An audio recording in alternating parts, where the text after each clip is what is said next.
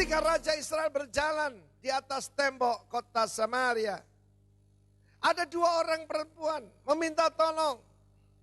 Sebab seorang raja, kita harus mengerti kerajaan. Raja itu bertanggung jawab atas keadaan daripada rakyatnya. Provision daripada rakyatnya, kan itu Yesus berkata, jangan takut apa yang kamu makan, kamu minum, apa yang kamu pakai.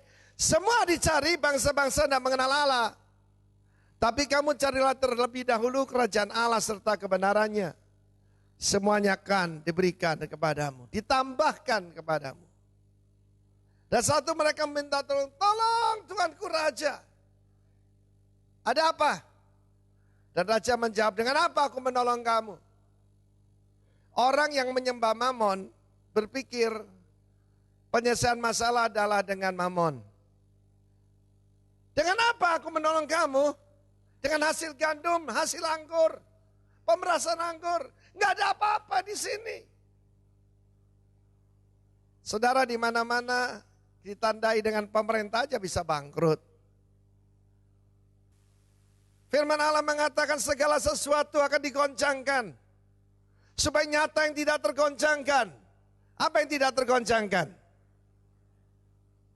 Ayo jawab saudara. Sang raja itu tidak tergoncangkan dan kerajaannya tidak tergoncangkan. Tidak ada yang mustahil dalam Tuhan. Saya datang kemari itu mujizat Tuhan. Semestinya saya bisa datang tuh besok. Pada waktu kemarin saya ngambil keputusan. Begitu bandara dibuka, saya datang ke Garuda. Saya dapat antrian 321. Saya bilang, saya Elite Plus. Sama Pak, antri seperti yang lain. Ini keadaan darurat. Tapi dengan hikmat dan cara Tuhan, hari ini saya ada di sini karena message ini harus sampaikan kepada saudara. Berita ini harus sampaikan pada saudara. Yang bisa menyelesaikan itu divine revelation. Pada saat itu saudaraku, ibu itu berkata, begini loh Raja, kemarin kita memakan anak dari teman saya ini. Dan udah janji gantian kita makan anak. Saudara, hanya orang gila memakan daging anaknya. Dalam keadaan krisis, orang bisa melakukan hal-hal yang ekstrim. Saya pernah mendengar ada pesawat jatuh di pegunungan Andes. Dan untuk survive, mereka memakan daging daripada mayat. Temannya sendiri. Hanya untuk survive. Kebutuhan dasar manusia physiological. Air, makanan, pakaian, rasa aman. Tapi pertama itu kebutuhan jasmani. Sebetulnya tidak, saudaraku, kebutuhan utama. Itu telah tadi harapan. Saudara harus tetap punya harapan. Dan saat itu raja merobek jubahnya. Dan di luar dari baju raja yang indah itu, ada pakaian kabung. Hari ini banyak orang kelihatannya hebat, tersenyum, datang ke gereja, haleluya, hosana, puji Tuhan. Tidak, hatinya menjerit. Kemarin saya ketemu dengan seorang teman saya yang mukanya sampai pecah karena stres. Saya bilang, saya tidak bisa tolong kamu, tak ada satu yang bisa tolong kamu. Serahkan hidupmu pada Tuhan. Baptis, tadi pagi dia baptis saudara. Saya suruh keluarkan semua berhala dari rumahnya. Sebab yang bisa menolong cuma satu. Tuhan adalah harapan. Sudah lama gak ada lagu itu. Yesus harapan dalam hidupku. Yesus jawaban yang ku perlu. Amin. Saudara, kenapa banyak orang putus asa? Bocah, percuma, sia-sia. Saudara ditipu iblis. Keep on shining. Dan saat itu raja mencari kambing hitam. Dia bilang, jangan sebut nama saya. Namanya Yoram. Yoram itu bagus sekali. Jehovah is exalted. Jehovah ditinggikan. Yesus disanjung. Yesus disanjung. Yesus disanjung tinggi, tapi dia menyalahkan hamba Tuhan. Jangan sebut namaku kalau kepala Elisa bin Safat besok masih bertengger di kepalanya. Dia marah pada Tuhan. Tapi yang jadi sasaran anak-anaknya Tuhan. Saya baru kembali dari Amerika, saudara. Ini zaman, saudaraku, zaman seperti yang dikatakan Yesus, Nuh dan Sodom. Sodom Gomora, Lot. Seperti zaman Nuh dan zaman Lot. Zaman Nuh itu kekejaman. Zaman Nuh, anak-anak Allah dan anak-anak dunia bercampur baur. Zaman Lot, saudaraku, tidak ada orang yang normal lagi. Dalam satu talk show, seorang pemimpin lesbian berkata kepada seorang hamba Tuhan, I'm normal, you are abnormal. Jadi terbalik, saudaraku. LGBT, itu yang dianggap normal. Kalau manusia sekarang sesama jenis diizinkan, sebentar lagi bapak ngawini anaknya, sah. Dan tidak lama lagi kawin dengan anjingnya juga sah. Dan orang Kristen harus siap untuk penganiayaan. Seminggu sebelumnya, di tengah-tengah Bible study, di tengah-tengah kingdom training, ada anak muda di sana datang mendengarkan Bible study 1 jam. Lalu dia keluarkan senapan mesin dan bunuh semua orang di sana. Yang mati ada 9 orang, termasuk gembala dan wakil gembala. Hate crime. Kejahatan berupa kebencian. Dia begitu benci. Kepala dari Elisa mau dipotong, saudara. Oh, Elisa itu kalau dipotong kepalanya rugi. Kerajaan sama Israel. Sebab pada waktu tentara Aram mengepung dia. Dia berkata, Tuhan butakan mata mereka. Selesai. Ketika hambanya ketakutan, itu berkata Tuhan singkapkan matanya. Divine revelation. Dan dia melihat bahwa ada tentara yang mengenakan kereta kuda berapi. Jumlahnya lebih banyak daripada tentara Aram. Dan semua rencana tentara Aram diketahui satu orang. Tidak perlu pakai bin, satu orang cukup. Tetapi di tengah-tengah kesulitan dunia ini jangan heran. Yang dibenci itu saudara dan saya. Ini pemberontakan kepada Tuhan, saudara. Saudara yang kasih Tuhan, pada saat itu dia mengirim ajudannya. Pancung kepala daripada Elisa. Zaman sekarang tidak kurang bahayanya dari abad pertama bahkan lebih. Kita sebagai hamba Tuhan, we must stand for the truth. Dengan segala macam risiko. Ada seorang ibu menolak membuatkan cake, wedding cake. Sebab yang datang itu Jono dan Joni. Ya toh, kalau Widodo dan Widuri oke. Tapi kalau Widodo dan Wiono, ibu ini menolak.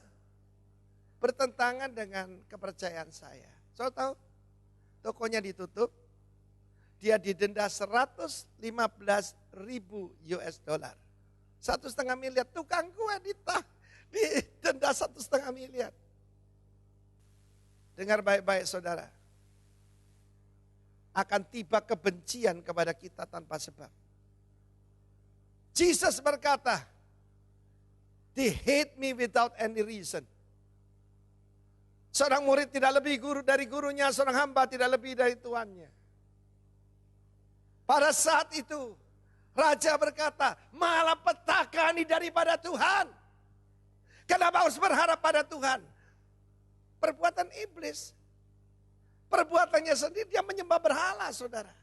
Yoram adalah putra dari Ahab dan Isabel. Yang membuat seluruh bangsa menyembah berhala. Dan dia katakan ini daripada Tuhan. Tidak, saudaraku. Ketika mendekati rumah dari Elisa. Elisa sedang duduk bersama para penatua. Saudara, sementara dunia itu stressful. Saudara double rest and double grace. Sementara dunia itu stres. Saudara double rest and double grace. Kata Elisa, tutup pintunya. Sebab aku telah mendengar suruhan dari si anak pembunuh itu. Kita tahu bagaimana zaman Ahab dan Isabel, hamba-hamba Tuhan dibunuh, saudara. Tetapi Elisa tetap duduk dengan tenang. Bersama siapa? Para penatua. Rasul Paulus berkata, jadilah tenang supaya bisa berdoa. Berapa banyak saudara dari wajahnya bisa kelihatan kalau sahamnya turun.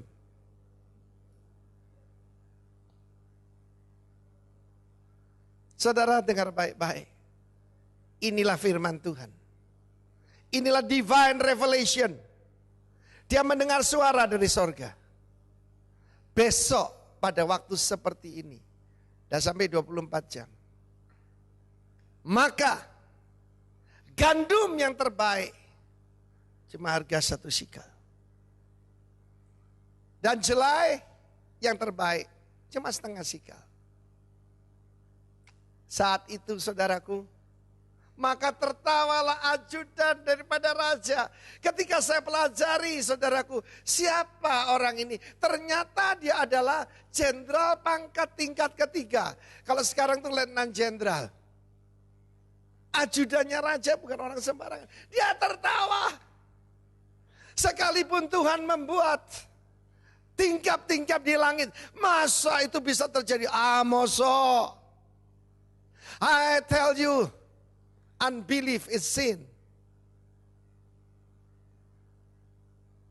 Saya mau katakan pada saudara, ketidakpercayaan adalah dosa. Dan upah dosa adalah maut. Engkau akan melihatnya dengan matamu. Tapi engkau tidak akan menikmatinya. Saudara percaya pada janji Tuhan. Janji pemerintah mungkin tidak bisa ditepati. Tapi jangan takut saudara.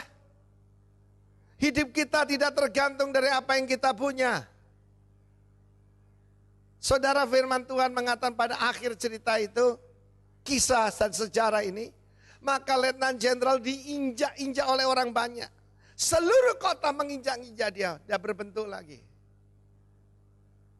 Dalam keadaan kelaparan.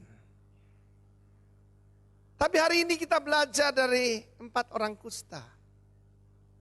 Ada 4 orang kusta gambaran dosa, saudaraku. 4 orang kusta, minoritas ya. Di sana ada satu kota yang dikepung. Dan tentara Aram atau Syria jaraknya 2 kilometer dari situ. Saudara yang kekasih, zaman sekarang terbalik. Yang kusta itu seluruh kota. Yang benar cuma sedikit. Zaman daripada Nuh, seluruh bumi. Apa yang dipikirkan cuma kejahatan dan kekerasan. Tetapi Nuh mendapat kasih karunia di mata Tuhan. Minoritas, 4 laki-laki dengan istrinya. Seluruh bumi, saudara. Dan kemudian zaman Lot. Seluruh kota itu homo. Yang agak normal, itu yang biseksual. Cuma 2 orang. Calon menantu daripada Lot. Dan ketika ada 2 tamu datang, maka rumah daripada Lot diserbu. Keluarkan tamumu untuk kita pakai dia. Apa jawab dari Lot? Menyedihkan sekali. Aku punya 2 anak perempuan. Silakan pakai. Tetapi tamuku ini tidak bisa. Ada di sini, orang yang tinggal harus saya lindungi. Saudara, reputasi lebih penting dari keluarga. Hati-hati saudaraku, ini zaman terbalik. Mari kita belajar 4 orang kusta ini. Orang kusta menggambarkan keadaan paling buruk daripada yang buruk. Begitu dinyatakan kusta, saudara. Dia kehilangan semua haknya. Dia kehilangan hak kewarganegaraan. Dia kehilangan hak untuk dilindungi. Dia tinggal di luar kota. Pakaiannya disobek-sobek, rambutnya diacak-acak. Sekarang jadi mode pakaiannya sobek-sobek. Betul ya? Rambutnya diacak-acak. Dan teriak najis, najis. Saudara berkata, oh Pak saya bukan homo Pak. Saya straight. Apa disebut dosa akhir zaman? Di situ ada tolong ditampilkan 7 dosa Sodom. Yeremia 16 ayat 49 dan 50. Inilah kesalahan pada Sodom saudarimu itu. Pertama itu keangkuhan. Merasa lebih baik dari orang lain. Dari mana saya tahu saya ada dosa keangkuhan? Saya mengkritik teman saya. Saya merasa lebih baik dari dia. Dan yang kedua, ketamakan dan kerakusan. Firman Allah mengatakan dalam Yeremia 16, kelimpahan makanan. Tidak ada lagi sekarang khotbah tentang ketamakan. Oh itu berkat Tuhan. Tidak ada lagi firman Tuhan tentang kerakusan. Saya perlu memperingatkan saudara saya. Ketiga, kemalasan. Idleness, doing nothing. Karena itu sampai hari ini, saya belum bisa pergi berlibur khusus ke satu tempat tanpa jalur pelayanan. Sebab kemalasan atau hidup tanpa tujuan cuma keliling kuliner, diperhitungkan Tuhan seperti dosa Sodom. Sodom dibinasakan bukan cuma karena penyimpangan seks. Nomor 4, ketidakpedulian. Sebab Sodom dan putri-putrinya, Kejadian 16 ayat 49. Mereka kelimpahan dalam segala-galanya, tetapi tidak menguatkan orang yang miskin dan orang yang lemah. EGP adalah dosa akhir zaman. Agape perintah Tuhan, EGP dosa akhir zaman. Lalu meningkat dari nomor 1 ke nomor 5, kesombongan. Kesombongan itu merasa layak diberkati, itu sombong. Oh saya sudah melayani Tuhan, layaklah saya diberkati. Sombong. Kalau angku itu cuma merasa lebih baik dari orang lain, ini sepantasnya Tuhan memberkati saya. Nomor 6 dan 7 itu adalah kejijikan di hadapan Tuhan. Apa itu? Pasti penyembahan berhala. Dan terutama pada Mamon. Dan yang ketujuh, segala bentuk penyimpangan seks. Ketika saya lihat berapa penyimpangan seks yang tercatat 50. Tapi saudaraku saya percaya akhir zaman akan lebih lagi saudara. Sebab itu Sodom dihancurkan. Saya ketemu dengan banyak di kalangan kita saudara. Pengantin diberkati, you may kiss the bride. Itu ciuman pertama dan terakhir. Kapan itu saya sudah lihat gejala seorang pemimpin pujian kok agak melambai begitu. Saya peringatkan pemimpinnya. Coba diperiksa. Dia terlalu melambai. Melambai-lambai nyur di pantai. Betul saudara. Di mana saya ketemu dia? Di rumah sakit khusus HIV. 6 tahun istrinya nggak disentuh. Keluarga berkata, ceraikan dia. Istrinya berkata tidak, saya punya perjanjian dengan Tuhan. Tapi terkena HIV AIDS. Saya langsung datang ke sana, saya berdoa buat dia. Inilah bayang-bayang Sodom. Tapi saudaraku, meskipun kusta, kalau kita belajar 2 Raja-Raja 5, salah satunya adalah Gehazi. Gehazi itu murid daripada Nabi Elisa. Karena dia menipu soal keuangan dengan mengatakan kepada Jenderal Naaman bahwa ada murid sekolah Alkitab datang, kami nggak punya apa-apa. Dia menjelekkan bosnya kan. Kata Elisa, kutuk daripada Naaman turun atas engkau dan keturunanmu. Jadi mungkin saja dari 4 itu yang satu anaknya Gehazi. Padahal Gehazi itu nama yang sangat bagus. Gehazi artinya Valley of Visionary. Saya berdoa, Rock Ministry ini Valley of Visionary. Vision itu tidak langsung terjadi, saudaraku. Sabar. Kata Raffi Sakarias, setiap orang bangsa apapun termasuk ateis, termasuk panteis, yang tidak percaya ada Tuhan sama sekali, tetap menanyakan, saya ini dari mana, hidup saya ini untuk apa, ngapain, dan juga nanti habis ini saya pergi kemana. Dan ada 5 pertanyaan yang ditanyakan oleh orang kusta ini. Pertama mereka berkata begini, ngapain ya kita duduk-duduk di sini sampai mati? Ngapain tunggu kematian? Kalau kita masuk ke kota, mungkin bukan roti yang dikasih, roti nggak ada. Dirajam batu, saudaraku. Kita juga mati. Dia berkata, saudaraku, why not? Kita pergi ke perkemahan tentara Aram. Bisa kita dikasih makan? Hidup kita diperpanjang 1 hari? Atau kita dibunuh sama aja? Saudaraku, pertanyaan pertama yang harus tanya pada diri sendiri. Why am I still alive? Mengapa saya masih hidup? Mungkin saudara tidak pernah mengalami bersinggungan dengan maut ya. Saudara perlu bertanya pada diri sendiri. Kenapa saya masih dibiarkan hidup oleh Tuhan? Setiap daripada kita, siapa di sini pernah mengalami sakit, pernah mengalami kecelakaan, pernah mengalami kerusuhan, dan sampai hari ini saya hidup. Mari tanya pada diri sendiri, why am I still alive? Pada saat itu mereka mengambil keputusan dan mereka tertati-tati. Jari-jari mereka udah gak lengkap. Mungkin saudaraku yang satu sudah buntung telinganya, hidungnya udah gak ada. Baunya menjijikkan, mereka bisa kumpul sama-sama bau saudaraku.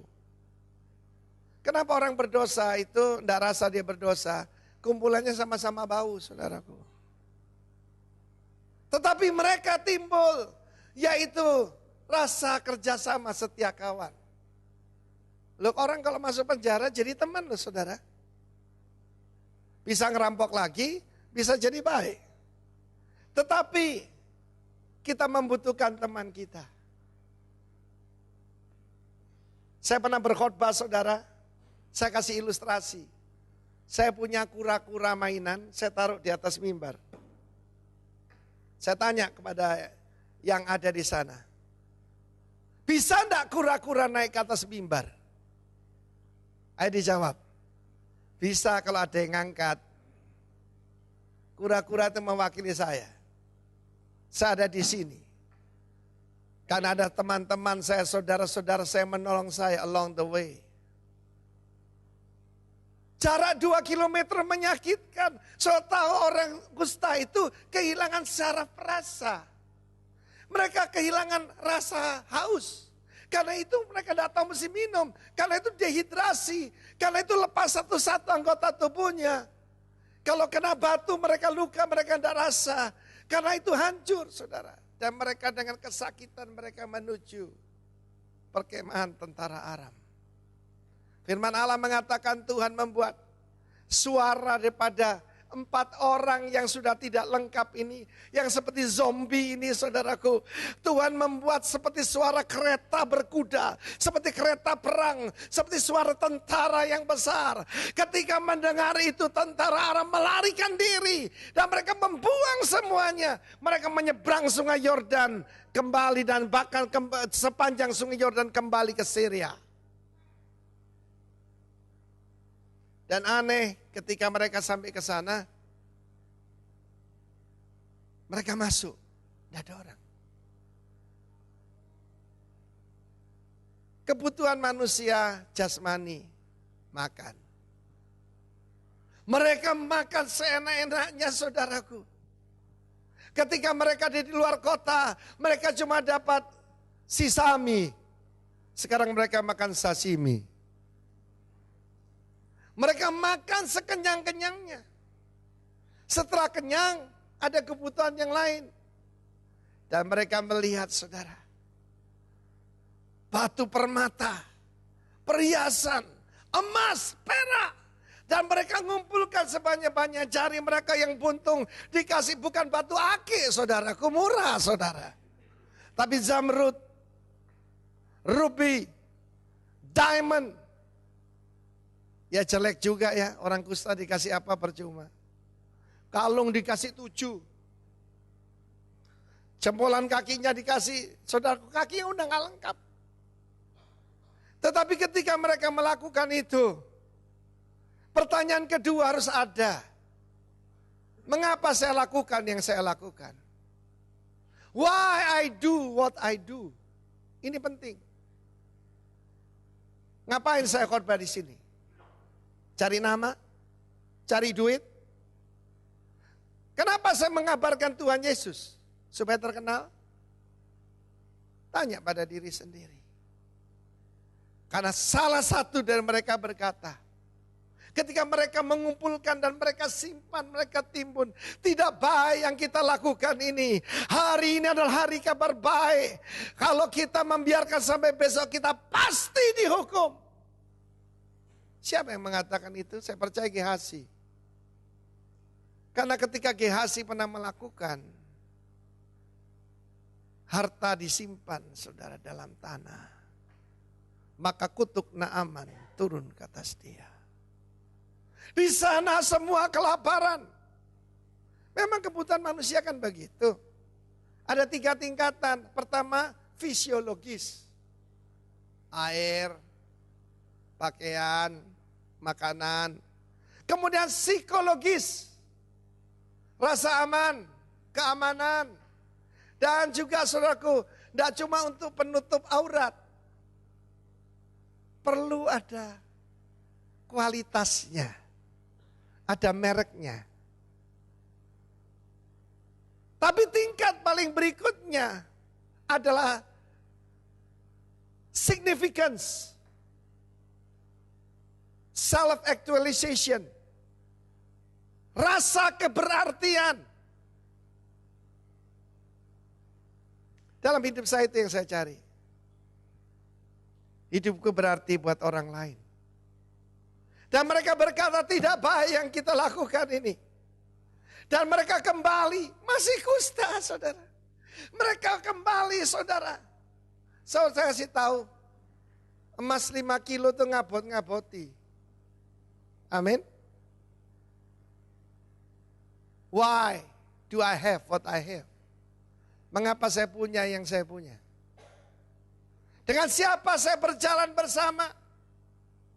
Saya pernah ditanya orang, apa yang paling berharga dalam hidupmu? Mobilmu, rumahmu? Saya bilang bukan. My friends. Saya mengutip seorang hamba Tuhan berkata, I think I deserve my enemies. But I don't think I deserve my friends. Yang paling berharga dalam hidup ini adalah sahabat. Adik saya Andrian itu adalah sahabat saya. Waktu saya baru bertobat, saya ini keras. Terhadap istri saya juga keras. Dia bilang, kalau lu masih keras, gua yang nurunin lu dari mimbar. Itu sahabat. Hati-hati kalau musuh cuma menjilat. Kalau kita ada salah dan teman kita tidak berani negor, dia cuma benalu. Mereka kembali saudaraku. Kenapa yang di atas tembok itu tidak percaya? Mereka tidak bawa apa-apa. Tidak ada kalung 7, ini loh jamrut. Duduk batu aki loh iki. Mereka tetap seperti orang kusta yang tadi. Tapi sekarang hati mereka penuh dengan kabar baik. Apa hatimu penuh dengan kabar baik?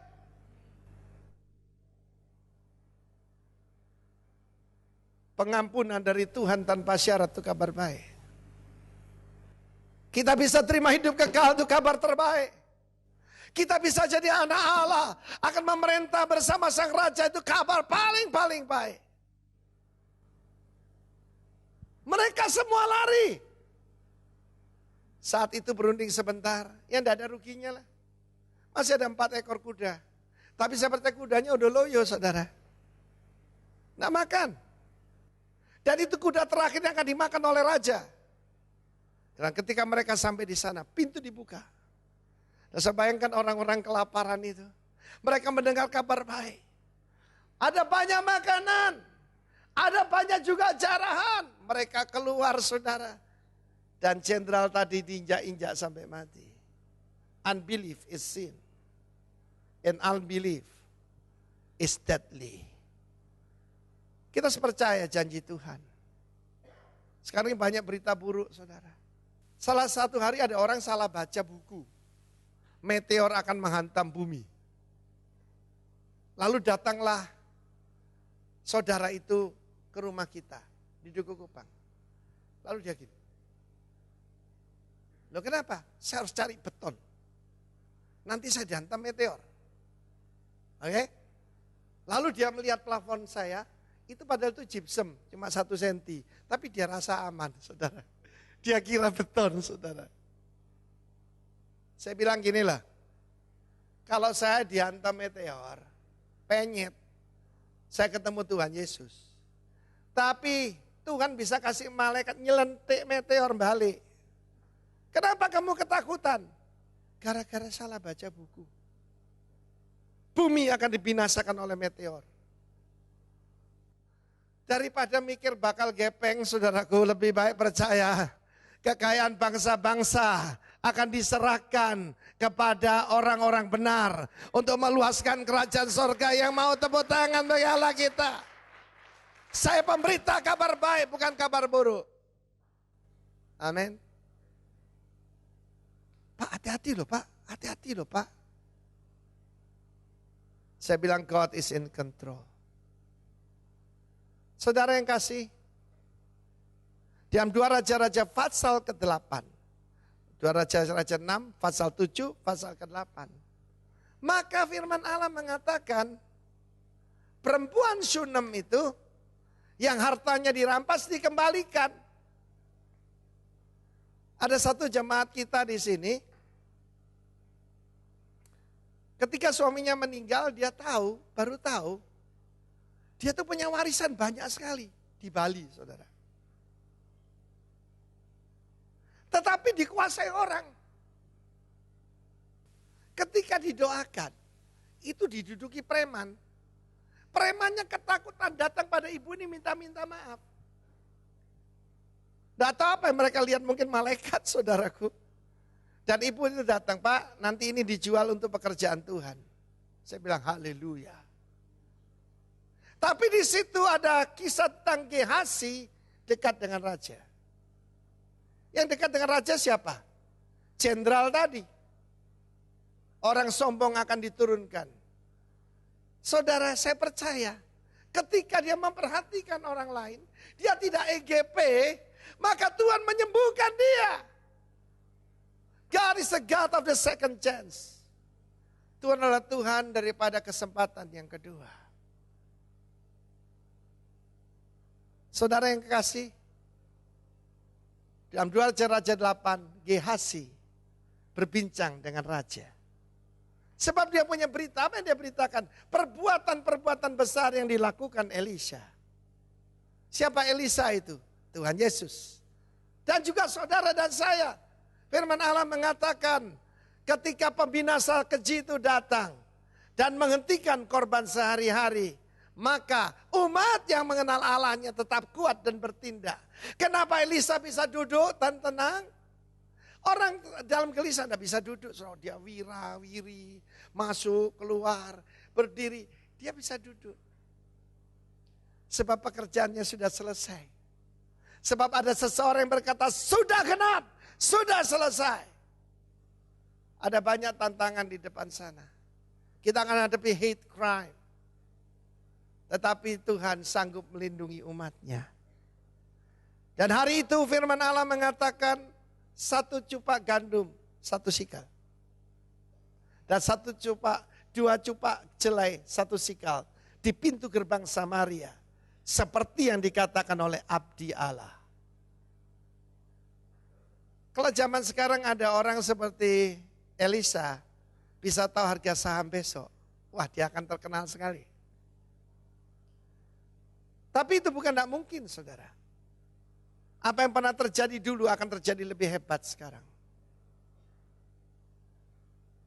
Tapi Tuhan mencari orang yang bisa dipercaya. Apa yang kita bawa dalam perjalanan? Siapa yang berjalan bersama kita? Ketika saya diberi selamat, maka ada seorang rekan kita di Amerika berkata begini, behind every great man, there is a great woman. Maksudnya istri saya. Saya bilang, no. Dia bukan di belakang saya, dia di samping saya. She's not behind me, she's beside me. Dan saya katakan ukuran kesuksesan seorang hamba Tuhan, bukan berapa besar mobilnya, berapa tebal dompetnya, tapi berapa lebar senyum istrinya. Are you happy, baby? Amin. Karena itu ada pertanyaan kelima. Apa yang kita bawa dalam perjalanan? Saudara, ketika saya pergi ke Las Vegas bersama sahabat saya untuk berlibur di sana, maka saya harus repacking, saudara. Kenapa? Sudah saya timbang. Tapi rupanya saudaraku, baterai daripada timbangan saya itu sudah mulai lemah. Jadi tidak akurat. Wah, jadi saudara, saya mesti bongkar semuanya dan kembali repacking, saudara. Hari ini waktu untuk repacking. Apa yang tidak perlu dari hidup kita harus dikeluarkan. Belajar daripada orang kusta ini. Mereka tidak membawa emas dan perak dan perhiasan. Tapi mereka berusaha untuk menyampaikan kabar baik. Dan kita bukan orang kusta. Kita adalah orang benar. Kita anak-anak Allah. Ada pengharapan buat engkau. I will keep my light shine. Aku biarkan lilinku menyala. Pengharapanku tetap menyala. Jangan ada yang putus asa, saudaraku. Keadaan makin buruk, tenang aja. Tuhan sanggup menolong kita. Mari kita berdoa.